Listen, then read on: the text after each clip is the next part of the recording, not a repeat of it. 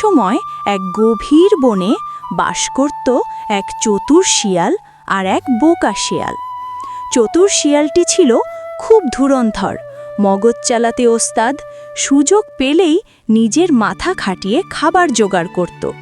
আর বোকা শিয়ালটির নামই যেন মানানসই, সে না ভাবত না বুঝত, শুধু দেখাদেখি আর নকল করে নিজের বোকামি প্রমাণ করত। একদিন দুপুরবেলা সূর্যের তেজ যখন গাছের পাতার ফাঁক দিয়ে আগুনের মতো ঝলসে পড়ছে, তখন চতুর শিয়ালটি খাবারের খোঁজে হাঁটছিল। হঠাৎই তার চোখ পড়ল এক পুরনো বটগাছের নিচে রাখা একটি বড় কলসির দিকে। কৌতূহলী হয়ে কাছে গিয়ে দেখে, আরে কলসিটা তো দুধে ভর্তি। চারপাশে মিষ্টি দুধের গন্ধ ছড়িয়ে পড়ছে আর শিয়ালের মুখে জল চলে এলো।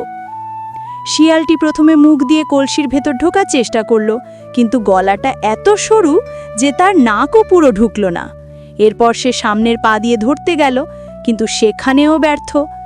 কিছুক্ষণ ভেবে সে মুচকি হেসে বলল, শুধু দাঁত আর নখ থাকলেই তো চলে না, মাথাটা ব্যবহার করতে হয়।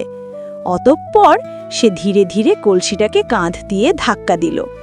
ধপ করে কলসি মাটিতে পড়ল আর ছলছল করে দুধ চারিদিকে গড়িয়ে গেল। শিয়াল খুশিতে লাফিয়ে পড়ে দুধ চেটে চেটে খেল। তার মুখ, গোফ, এমনকি লেজ পর্যন্ত দুধে ভিজে গেল। দেখতে যেন মনে হচ্ছিল দুধে স্নান করছে সে। ঠিক তখনই বোকা শিয়ালটা দূর থেকে সবকিছু দেখছিল। তার চোখ গোল গোল আর মুখ হাঁ হয়ে গেল। মনে মনে ভাবল, ও মা, শিয়ালদা তো জাদু জানে, কলসির দুধ নিজে থেকেই বাইরে চলে এলো। পরের দিন বোকা শিয়াল গোপনে একাই কলসির কাছে গেল, কিন্তু সে শিয়ালের মতো মাথা খাটালো না। দাঁত দিয়ে কামড় দিল, থাবা দিয়ে ঠুকলো, গলাটা কলসির ভেতরে ঠুকাতে গেল। শেষমেশ তার মাথা আটকে গেল। বেরোতে গিয়ে ধপ করে পড়ে গেল আর মাথায় দুধ ছিটকে পড়ল। সে তখন চিৎকার করতে লাগলো, আহারে, আমি তো জাদু শিখে ফেললাম, আমার মাথা থেকেই দুধ বেরোচ্ছে। শিয়াল দূর থেকে হেসে গড়াগড়ি খেতে লাগলো।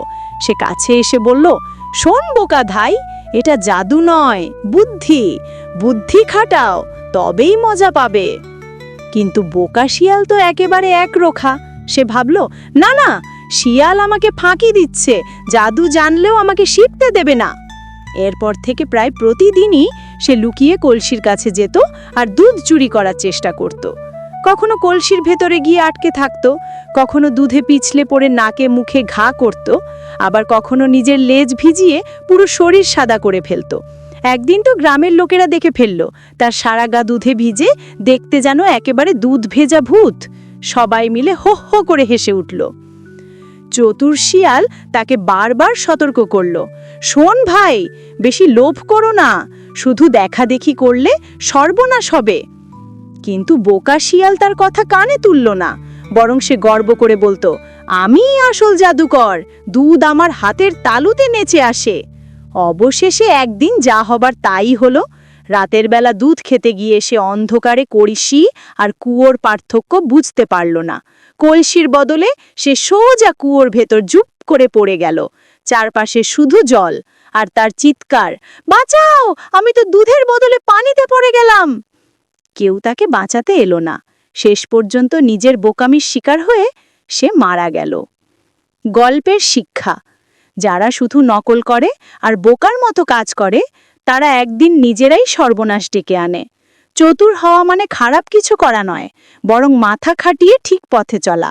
বুদ্ধি থাকলে মানুষ বাঁচে, আর বোকামি করলে হাসির পাত্রও হতে হয়, সর্বনাশও ঘটে।